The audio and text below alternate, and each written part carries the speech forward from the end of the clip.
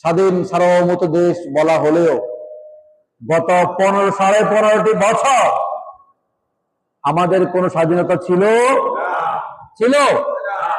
কথা বলবেন, কথা বলবেন। কারণ ওয়াহুসিলা মা ফিস সুদূর, আপনার হৃদয়ে কি আছে এটা আল্লাহ কি করে দিবেন? বের করে দিবেন। কি করবেন? বের করবেন। হইতে পারবেন মেজাজ গরম হয়ে গেলে বকার লোকে চলে যাইব, হইতে পারে আনন্দের সঙ্গে বলে ফেলবেন, হইতে পারে কোন একটা মানকেসিবের মধ্যে পড়ে আপনি আপনার মুখ থেকে অকপটে কি চলে আসবে, কথাটা বেরিয়ে আসবে। কারণ মানুষের স্বভাব চরিত্র কখনো গোপন করে রাখা যায়।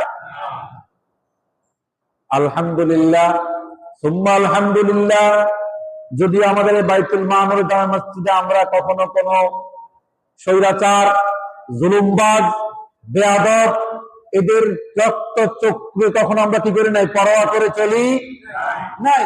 আমাদের খুতবার করতে চলেছে, ঠিক কিনা? তারপরেও তো আমরা তো মানুষ, আমাদের মনে একটু ডরবর ছিল। আমরা পাকিস্তানের রাজাকার দেখি নাই, তবে 2008 সাল থেকে 2024 সালের 4 আগস্ট 5 আগস্টের 12টা পর্যন্ত মুক্তিযুদ্ধ নামক অনেকগুলো রাজাকারকে দেখেছি বাংলাদেশে, ঠিক কিনা? আমরা রাজাকাররা আমাদের মা বোনদেরকে পাকিস্তানি হানাদার বাহিনীর কাছে উঠাই দিয়েছে, আমাদের অসংখ্য যুবকদেরকে হত্যা করার জন্য তাদের হাতে উঠিয়ে দিয়েছে। আমরা ইতিহাসের পাতায় পেয়েছি, দেখি না, ঠিক কিনা? কিন্তু কত নিরক্ষ, কত নির্লজ্জ, কত বেহায়া হলে নিজের 9 একটা ছেলে মামলা করার জন্য কার্য করতে পারে। এই বেহায়াকে আমি গত 7 বছরে বুঝিয়েছি। ও বেহায়া, এই এলাকার ছেলে, এই এলাকার বৃদ্ধ, এই এলাকার মানুষটা তুই মৃত্যুবরণ করলে তো খাটিয়ে দেবে, ঠিক কিনা?